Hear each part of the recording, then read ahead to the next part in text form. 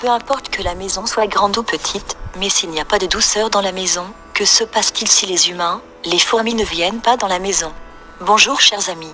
Aujourd'hui, je vais vous dire la prédiction du mois de mai pour les ascendants Scorpions. Ce graphique montre les planètes tournant en transit. Pardoché le 9 mai et le 24 mai. Vinaya Chaturthi est le 15 mai. Sankashti Chaturthi est le 29 mai. La nouvelle lune est le 11 mai. La pleine lune a lieu le 26 mai. Akshaya Tritiya est le 14 mai. Passons maintenant à la prédiction. Ici, le chiffre 8 est écrit. Vous êtes donc un ascendant du Scorpion. Si votre horoscope de naissance a également un chiffre 8 écrit ici, cette prédiction est pour vous. Veuillez ne pas faire d'erreur en regardant la vidéo, sinon la prédiction ne correspondra pas. Cette prédiction sur la base des heures et des dates indiennes, vous devez donc définir la prédiction à partir de la date et de l'heure de votre pays. Mars est le seigneur de l'ascendant Scorpion. Vous pourriez avoir des tensions ce mois-ci. Tout d'abord, Saturne est assis dans votre 3e maison et est également assis dans son propre signe du zodiaque. Obtenez un aspect de la 8e maison de Mars, en raison de laquelle le Kali Yoga se forme, en raison de laquelle une énergie énorme viendra en vous et vous pouvez également obtenir une position plus élevée. Mars entre dans votre 8e position à partir du 14 avril. C'est le meilleur moment pour vous les gars. Si vous souhaitez obtenir un avantage ancestral au cours de l'année, vous pouvez en bénéficier à partir de ce mois-ci. Ne vous disputez pas avec votre conjoint. C'est la 8e maison, qui est la langue de votre mari ou de votre femme, et à cause de la présence de Mars ici, leur discours deviendra un peu amer. L'ascendant et le 6e seigneur de maison de l'ascendant Scorpion sont la même planète, c'est Mars. Mars étant en ascendant, vous devez prendre soin de votre santé. Votre père peut avoir une perte en affaires. La santé de votre mère peut également se détériorer. Vous devez faire attention lorsque vous voyagez. Faites particulièrement attention lorsque vous conduisez des véhicules. Des blessures mineures et des accidents peuvent survenir. Ce n'est pas non plus un bon moment pour la santé de votre partenaire de vie. Pour le remède de Mars, offrez des vêtements à la déesse Durga. Pour ceux dont la naissance Mars n'est pas bonne, ce qui signifie qu'il y a Mars en 4e, 8e ou 12e maison dans votre horoscope de naissance, alors vous pouvez observer Vinayaka Chaturthi le 15 mai et Sankashti Chaturthi le 29 mai. Jupiter regarde votre lieu de travail. Mais ce mois-ci, vous n'avez aucune chance de trouver un emploi, car votre ascendant est dans la 8e maison. Si vous envisagez de faire des affaires, sauf pour le mois de mai, vous devez planifier à partir du mois de juin. Et faites-le avant le 20 juin, car le 20 juin, le Jupiter sera rétrograde. Vénus sera dans votre 7e maison du 4 au 28 mai. Vénus crée un yoga appelé Malavya Yoga à la 7e place.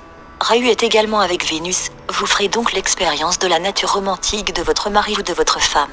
Après le 14 mai, Soleil et Vénus seront ensemble, alors vous pouvez avoir des problèmes dans la vie conjugale, alors ne vous disputez pas avec votre partenaire. Ce n'est pas le bon moment pour ceux qui aiment quelqu'un. Il n'y a pas non plus de chance de se marier.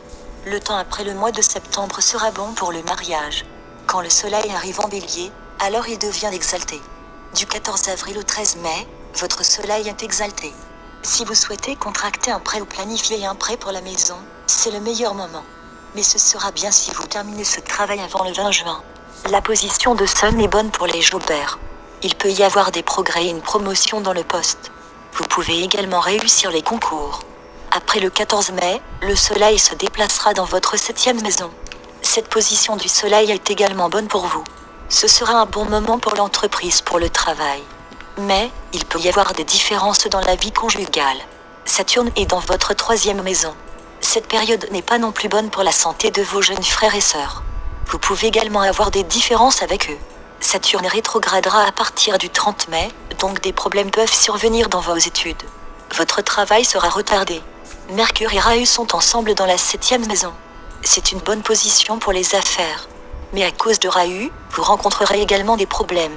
Les relations avec votre partenaire de vie ou avec votre partenaire commercial peuvent être altérées.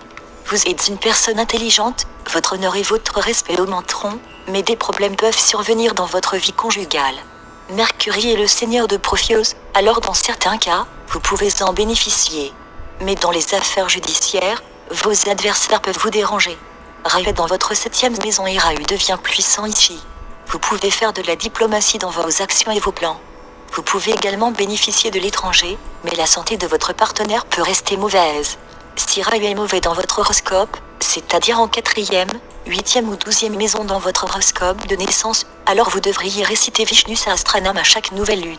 La perte de noix de coco dans le courant réduira également les effets néfastes du Rahu. La nouvelle lune est le 11 mai de ce mois. Que tu es dans votre ascendant et quand que tu es dans l'ascendant, un état de confusion surgit dans votre esprit. Vous n'avez pas entré dans une sorte de confusion pour le moment. Vous devez travailler avec votre intelligence et votre discrétion. Alors maintenant, voyons les mauvais jours. Vous êtes, où je suis, 1 ou 2 jours par mois, ce qui nous donne du stress, de l'inconfort, des ennuis. Les pessimistes le font, et c'est le moment où le seigneur de l'esprit et du cerveau entre en position négative. Quand la lune arrive dans la 6e, 8e ou 12e maison, cela nous fait mal. Ceux qui n'ont pas une bonne naissance lunaire peuvent observer Pradosh les 9 et 24 mai, c'est le jeûne du seigneur Shiva. 17, 18, 19, 20, 21 mai. 28, 29, 30, 31 mai. Il y aura de mauvais jours pour vous, vous ne devriez donc pas prendre de mauvaises décisions ce jour-là. C'est bien si vous ne tombez pas dans le désordre des déchets. Contrôlez votre discours. Ne dites pas que l'âme de quelqu'un est blessée. Vos dépenses peuvent augmenter. Des problèmes de santé peuvent également survenir. Maintenant, connaissez Gehaji, Keshri Yoga. Lorsque Jupiter et la Lune sont ensemble, ou que Jupiter et la Lune se font face, ou à 4 endroits, alors Gehaji, Keshri Yoga se forme. Tout comme maintenant, le Jupiter est ici, quand la Lune viendra ici, en Verseau ou elle viendra ici en Taureau, ou elle viendra ici en Lion, ou elle viendra ici en Scorpion, puis à cause de Jupiter et de la Lune, Gehaji et le Keshri Yoga sera formé. Dans Gehaji, Keshri Yoga, il y a une combinaison de Jupiter et de Lune, Jupiter signifie argent et Lune signifie eau. Donc, pendant cette journée, le flux d'argent est bon. Si vous faites des affaires, vous pouvez percevoir le paiement de quelqu'un, pendant ces jours, vous pouvez obtenir des avantages.